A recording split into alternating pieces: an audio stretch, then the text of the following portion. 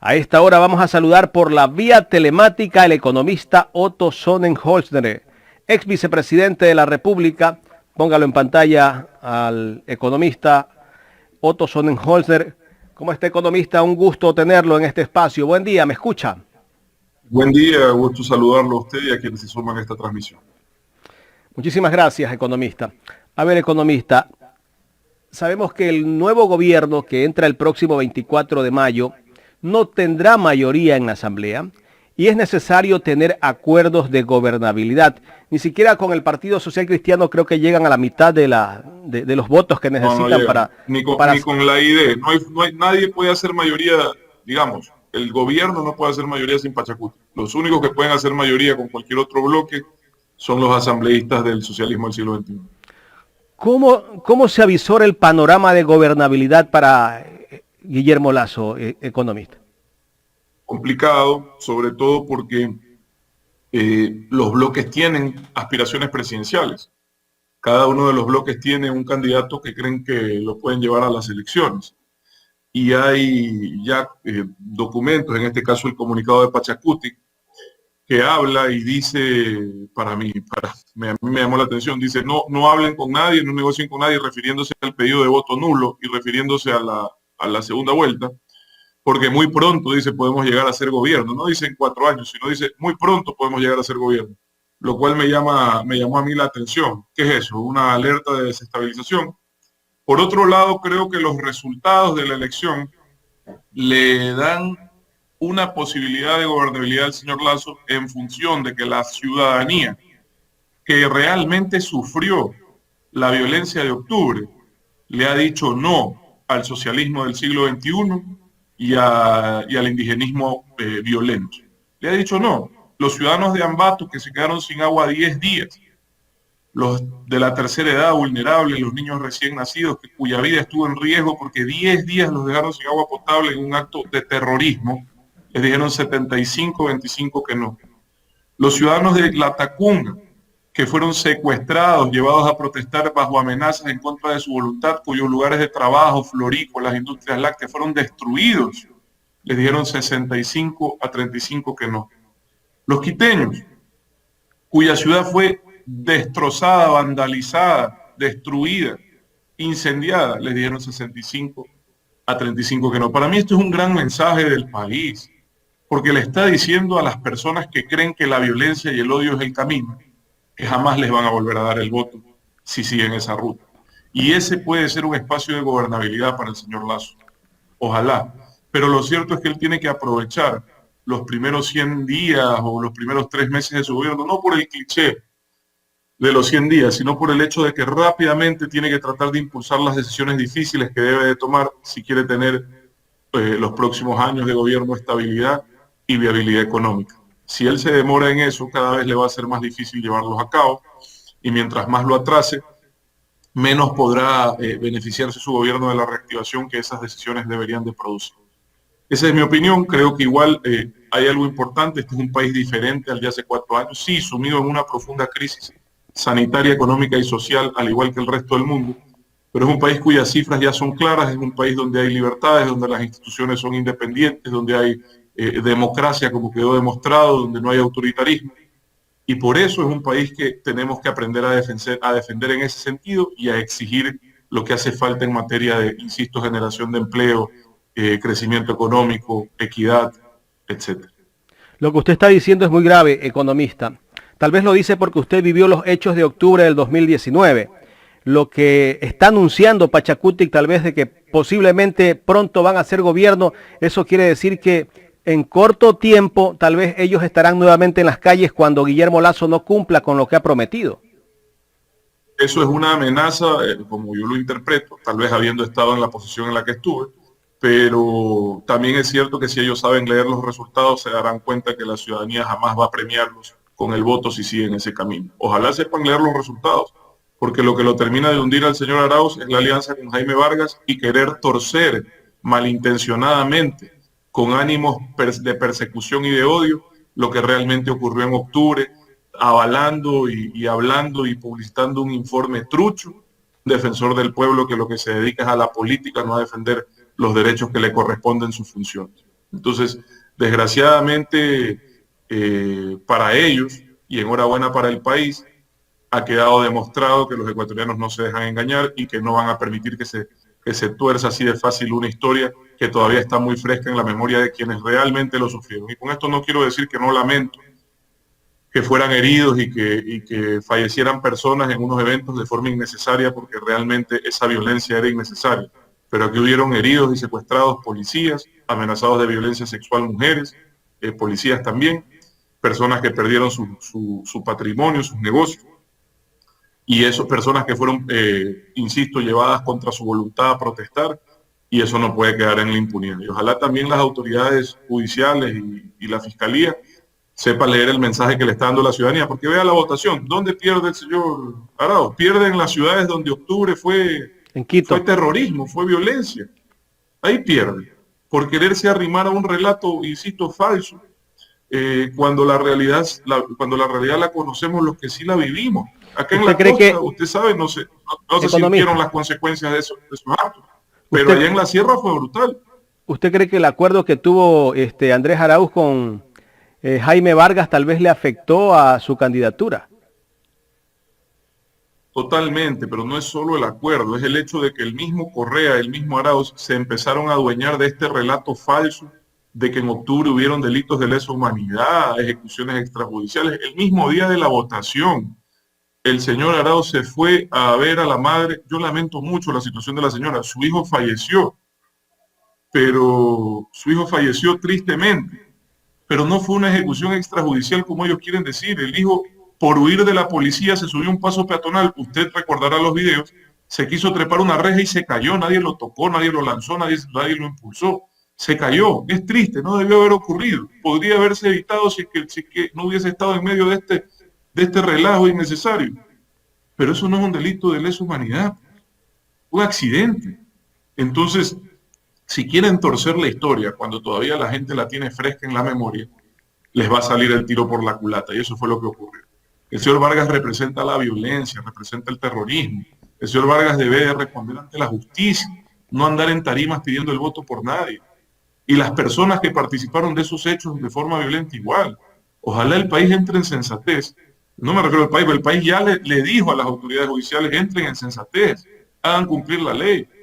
Ojalá las autoridades judiciales sepan leer el mensaje también. Correcto, estamos dialogando con el economista Otto Sonnenholzer, ex vicepresidente de la República. Economista, en este panel me acompaña mi compañera Patricia Giler desde Exteriores, que también tiene inquietudes para usted. Patricia. Bueno, se congeló la imagen de Patricia, alguna cosa pasó, pero bueno, vamos a seguir nosotros. Me avisa Jorge cuando ya la tengamos. ¿Ah? Qué gusto verla, Patricia, no sabía que estaba con usted. Sí, está con nosotros, sino que está congelada. Ahí está. Sí. Hola, Patricia. La estoy escuchando en perfectas condiciones. Y yo le reconozco ya, algo pasa con la comunicación. Importantes a este gobierno.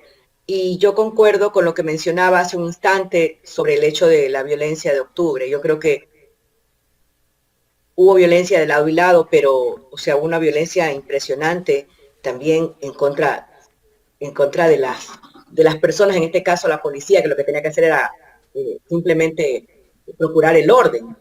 Y concuerdo con que el informe, en mi opinión, también está solamente cargado de un lado, ¿no? No se visibiliza la violencia que vivieron mi querida Patricia, la invito a que lo lea. Disculpe que le interrumpa, Patricia. La invito a que lo lea.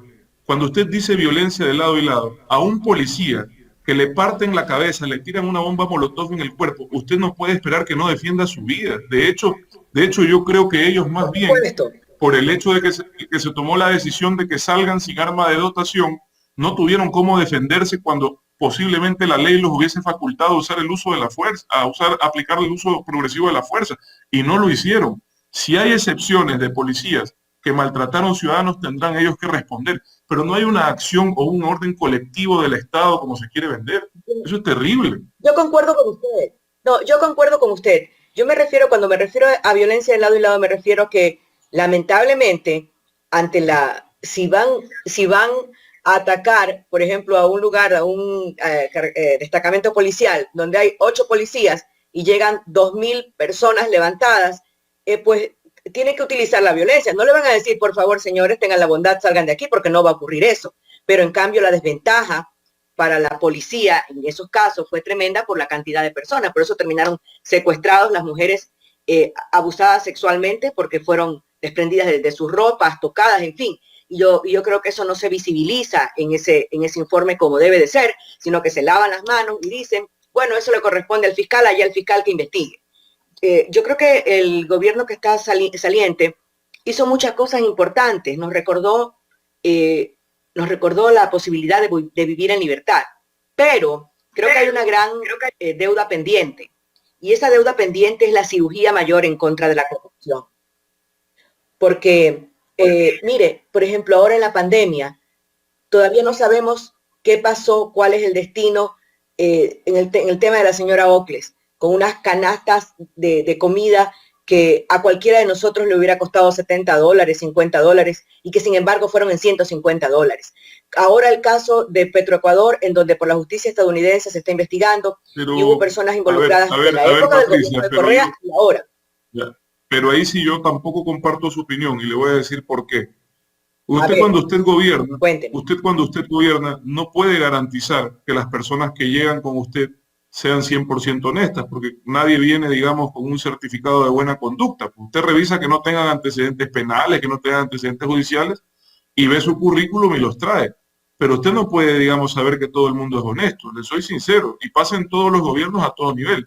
Lo que sí es su obligación, Patricia, lo que sí es su obligación es que exista transparencia y no existe impunidad. Yo no sé si la señora Ockles es culpable o inocente. Alguien es responsable de lo que ocurrió en el tema de las canastas, ¿verdad? Pero sí sé que están respondiendo ante la justicia y que los procesos judiciales no son de un día para otro y que tienen presunción de inocencia, ¿verdad? Yo sí sé que nunca en la historia de este país han habido más personas juzgadas y sentenciadas por actos de corrupción que en esta época. ¿Por qué? Porque no hay impunidad, porque la fiscalía no es empleada del presidente, porque los jueces no obedecen a las sabatinas. Esa es la gran diferencia, Patricia. ¿Por qué usted puede hablar, Patricia? ¿Ah? Sí, no nos mencione la sabatina, por favor. No nos mencione la sabatina. ¿Por qué usted puede hablar hoy de los casos de corrupción durante la pandemia? Porque yo tomé la decisión de que las compras públicas en emergencia sean abiertas, transparentes, porque sabíamos que en el Ecuador emergencia es sinónimo de corrupción, pero no íbamos a permitir que quede en la impunidad esa corrupción. Y hoy los miserables que quisieron lucrar de tremendo dolor están respondiendo ante la justicia. Esa es la diferencia fundamental. Lo que ha ocurrido esta semana en el caso Petroecuador, perdóneme, Petroecuador es una de las mayores vergüenzas en materia de ética que tenemos en nuestro país, tristemente, cuando debería de ser la empresa más respetable porque es la que más recursos le genera a los ecuatorianos. Pero en vez de eso, termina siempre embarrada en todos los gobiernos en estas situaciones. Pero usted tiene ya personas importantes de este país, altísimas autoridades del Ecuador. ¿Dónde están ahorita? ¿Usted lo ha escuchado al gobierno, al presidente salir a decir, no, son acuerdos entre privados? No, no pasaba nada, es que él ya no estaba en el gobierno. No, Patricia. Y eso es lo que debemos de aprender a exigir como ciudadanos. A que no se... ¿Perdón? Ese nivel, gracias a Dios, ya lo superamos. Ese nivel, gracias a Dios, ya lo superamos. El nivel del cinismo, en donde la corrupción era normal, en donde que la gente haga eso. Pero también ya recuperó, Patricia, lo más importante, que es que las instituciones llamadas a cumplir o hacer cumplir la ley no responden al Ejecutivo. Eso no es menor. Eso no es menor. ¿Sabe que usted que estuvo de cerca, díganos, Otto, qué es lo que pasa? Usted que estuvo de cerca manejando el tema de la pandemia, o sea, usted estuvo visitando hospitales y todo esto. Es verdad que nadie en el mundo estaba preparada para lo que estamos viviendo. O sea, ni siquiera podemos decir para lo que vivimos, para lo que estamos viviendo, porque mientras las cepas evolucionen, las estrategias tendrán que ser diferentes y el esfuerzo tendrá que sumarse, tendrá que ir creciendo.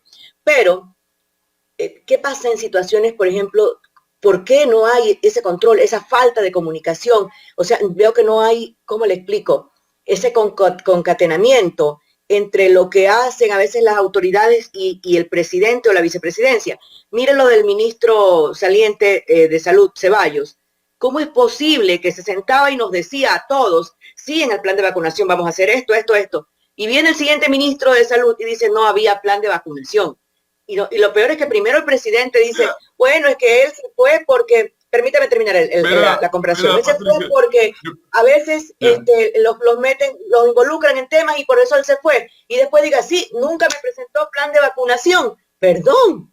No. Eso ya es más responsabilidad del presidente que del ministro de Salud, si es que es así. Pero realmente no es así. El plan de vacunación está subido desde el mes de octubre, si no me equivoco, noviembre, en la web del Ministerio de Salud. Y normalmente, para desgracia del Ecuador, ocurre en el país que hay personas que cuando entran quieren criticar al que sale y eso no ayuda de nada, al menos que sean cosas que realmente hay que criticar. Vea, el plan de vacunación, yo ya no estoy en el gobierno, por si acaso hace 10 meses, Patricia, yo cuando salí de verdad. Yo salí a evitar que el Ecuador vuelva al autoritarismo. Misión cumplida, mi querida Patricia. ¿Ya? La gente dice, ¿por qué se va? Porque había que hacer un trabajo. Había que hacer un trabajo que para mí era más importante que seguir en la vicepresidencia de la República. Y era el trabajo de que la transición, y la gente confundió esto. Yo soy una persona que no pone mis intereses personales por delante del país, jamás. Yo voy al último, siempre. Primero el país. Y la gente decía, salió para ser candidato. Salió para ser candidato. Decía, yo no salí para ser candidato, yo salí para evitar que el país vuelva al autoritarismo. Salí para evitar que volvamos a tropezar con la misma piedra. Y me dediqué a trabajar en ese sentido. No por la campaña de nadie, porque yo no soy parte de la campaña de nadie, sino a favor de que los ciudadanos hagan conciencia en función de que tomen una decisión acertada. Y vea usted mis mensajes y mi trabajo durante la primera y la segunda vuelta. Fueron los de mayor repercusión. Mi mensaje del día jueves antes del domingo fue el más distribuido y repartido del país, con más de 10 millones de reproducciones, Patricia. ¿Ah? Marcaron pauta, sin lugar a dudas. Sí. Entonces, ese fue mi trabajo, ese fue mi rol. Yo estoy satisfecho. Cuando yo decidí entrar a un gobierno del que no era parte, con personas que no conocía, lo hice porque reconocía en el presidente de la República la voluntad de sacar al país de ese hueco, ¿ya? Y fui a ayudar en ese sentido, si no, no lo hubiese hecho. Y esa transición se ha cumplido, Patricia. Yo me siento, créame, en lo personal me siento satisfecho, contento. Y mi familia también, porque si bien es cierto, nunca han participado de lo público, fueron parte del esfuerzo y el sacrificio, ¿ya? Entonces, ojalá el señor Lasso haga un buen gobierno por el bien del Ecuador. Ojalá pueda demostrar que hacer las cosas bien paga, para que no retrocedamos, porque si le va mal, lo que van a decir es, volveremos a lo mismo. Pero finalmente, Patricia, yo salí de verdad, salí a hacer lo que tuve que hacer, lo hice y gracias a Dios todo resultó bien, contra todo pronóstico además, pero resultó bien. Le decía, mire, el gobierno... como le decía, concluya para ir al otro tema. El gobierno tenía en el plan de vacunación su última oportunidad de que no solo se le reconozca los temas de institucionalidad, libertad, lucha contra la corrupción, esos temas institucionales, democracia, etcétera, sino también para que se los recuerde por una buena gestión. La vacunación es el único paso hoy, el paso principal para salir de la crisis, tanto económica como sanitaria y social. Y tristemente, a pesar de tener, porque lo tienen, buenos acuerdos para obtener vacunas, 20 millones de dosis hasta diciembre, eso se ve empañado por estos errores que usted relata acertadamente, Patricia. A mí me apena porque creo que se merecían salir en una mejor circunstancia. Pero bueno, al final del día, el legado del presidente Moreno será haber sido el único presidente de la región que ha tenido éxito en esta transición desde el autoritarismo hacia un modelo democrático. Y ojalá el tiempo le dé la razón a él en eso, por lo menos. Sí, bueno, es verdad lo que usted dice, o sea, podemos encontrar, porque nadie es perfecto, muchos errores seguramente también en este gobierno, pero esa transición... No, los hay por miles, Patricia, los hay por miles. Esa transición de la que usted menciona es muy cierta, esa transición de que conformes o inconformes en algunos temas dio la talla y en otros aún queda debiendo, pero sin embargo la transición se ha dado de no regresar a modelos autoritarios. Eso es completamente cierto. Ahora, con la experiencia que usted tuvo, Otto, dentro del gobierno, dura, porque yo diría no solamente que no encontraron mesa servida, yo creo que no encontraron ni mesa. Ya, con la experiencia que usted tuvo, con la labor que ha tenido en esta campaña, ¿no? Esa labor de visibilizar lo correcto y lo incorrecto, diría yo, de visibilizar las posibilidades que tenía el Ecuador de despegar o de perderse en un camino donde otros países están y pues no les va bien. ¿Qué le deja a usted como background y qué le deja a usted tal vez como motivación en el tema político? Vamos a tener Otto Sonnenholzner el día de mañana en la política. Más como política, yo que he visto su accionar, tal vez como un acto cívico, usted podría volver a participar en la política del país como ministro, como gobernador, o en una posible candidatura. O sea, yo no sería funcionario de ningún gobierno, por lo menos no ahora, funcionario de este gobierno, Patricia. Se podría malinterpretar mi trabajo.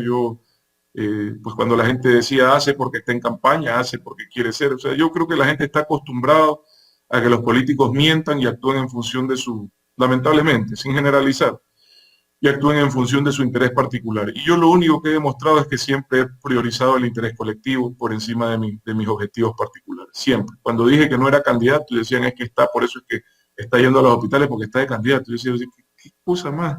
Estamos aquí tratando de salvar vidas. ¿Quién está pensando en ser candidato a nada? Salió de la vicepresidencia porque quiere ser candidato, porque tiene aceptación, tiene la mayor intención de voto. No, yo salí sinceramente. O sea, yo todo lo que he dicho, Patricia, dígame qué cosa yo he dicho que no ha sido finalmente, el tiempo no ha comprobado que era cierto. Y con eso estoy tranquilo. Ninguna. Por eso le pregunto, ¿sabe por qué le pregunto, Otto? Porque es que necesitamos gente así, pues, en el gobierno. Necesitamos gente que cumpla lo que dice. Ya no necesitamos el que te ofrece la camiseta, el que te ofrece, yo te doy a esto. No, necesitamos gente que nos cumpla lo que dice. Y claro, y yo siempre cuidé en no ofrecer y no decir cosas que no iban a pasar. Siempre cuidé en eso mi palabra porque creo que no hay que mentir y creo que hay que ser sincero con la ciudadanía. Pero, Patricia, yo primero creo que estos momentos son para un poco pensar en cómo todos los ecuatorianos podemos ayudar a que este gobierno no fracase. Estamos en una gran crisis económica, sanitaria. Creo que el presidente Moreno tiene la honestidad de decir, por lo menos yo sí te digo la verdad, no te voy a decir que está la mesa servida. Creo que la peor parte de la crisis, tanto en lo sanitario como en lo económico, ya pasó. Fue hace un año, entre marzo y mayo, con oleoductos rotos, sin ingresos petroleros, sin ingresos tributarios, con el país y el mundo paralizado, con 700 muertos diarios en Guayaquil por más de 10, 15 días. Esos días ya pasaron, quedaron atrás. Y hablando del manejo de la pandemia, creo que se tomaron decisiones acertadas y oportunas, Patricia, que permitieron que lo que ocurrió en Guayaquil no ocurra en el resto del país y no vuelva a ocurrir, porque si bien es cierto, hoy la pandemia sigue y hay momentos difíciles, no es ni de cerca lo que vivimos en esa época, pero ni de cerca. Hoy hay fallecidos 20 diarios y estábamos en 780, ¿me explico? Entonces, por ese lado, para mí hay un gran aprendizaje, porque claro, la gente quiere relacionar la experiencia con la edad, y no, la experiencia está relacionada con la trayectoria, no con la edad. Entonces yo puedo ser joven, pero a mí me han tocado vivir circunstancias que, créame, no le deseo a nadie, porque realmente solo octubre, ya era, no, antes de octubre, solo el hecho de tener que sostener la economía de un país que había sido devastada por un modelo fracasado e irresponsable, solo ese hecho ya era un desafío y un aprendizaje gigantesco. Pero luego vino octubre y yo me acuerdo haberle dicho a mi esposa, mi amor, le digo, ya peor que esto no ha de haber. Y vea cómo me equivoqué. Claro, porque vino la pandemia y uno de los aprendizajes que me quedó fue no volver a repetir esa frase nunca más. ¿Ya? Yo jamás usted me va a volver a escuchar decir peor que esto no hay, porque vea lo que se vino. Y entonces el aprendizaje que yo he tenido, Patricia, evidentemente, y se lo digo así nomás, digamos, sería irresponsable de mi parte que ese aprendizaje, que esa trayectoria, que esa experiencia, no se ponga al servicio del país nuevamente en algún momento. Y bueno, el servicio del país es en mi trabajo, es en lo que me toque en su momento. Yo siempre asumiré el rol que me corresponde en beneficio del Ecuador. Otto, como también lo he demostrado. Nuestro director del programa, porque he tenido tanto que sacarle de lo que usted nos dice, que Jaime está esperando por seguir preguntando. Él tiene muchas inquietudes para usted y el tiempo es corto. Economista, sí. ¿El próximo gobierno encontrará la mesa servida? No, pues le estoy diciendo, ¿no? por lo menos encontrará transparencia y hay mucho por hacer. Creo que lo peor ya pasó, como les estoy, en cuanto a lo económico, por lo menos ya pasó, pero no significa que por un par de errores no se pueda volver a una situación similar. Y si volvemos a una situación similar va a ser más difícil salir, ¿ya?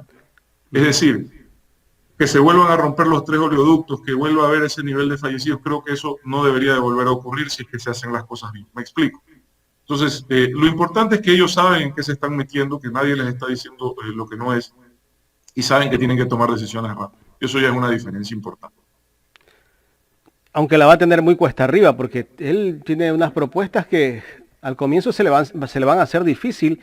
Él prometió, si no me equivoco, 2 millones de empleos, si no me equivoco. Ha prometido, bueno, muchas cosas, educación, acceso a la educación superior. Yo creo que el tema laboral sí se va a reactivar rápido a partir del próximo año, porque hay sectores que con la vacunación tendrán un auge impresionante. El turismo, por ejemplo, va a tener un auge impresionante, porque la gente está esperando poder viajar. Y bueno, ahí va a haber, no sé si 2 millones, pero sí creo que en 4 años se puede recuperar 1 millón de empleos sin duda. Ojalá, que eso es lo que quiere el país, pues. Y yo creo que después de toda crisis, pues sí hay un efecto de rebote, de que las cosas van a comenzar a Eso va a empezar mejorar, a ¿no? partir del primer trimestre del próximo año, sin duda. Para este año va a ser complicado, yo creo. Todavía hasta que no estemos vacunados no va a pasar nada diferente, vamos a seguir igual. Eso es así de sencillo.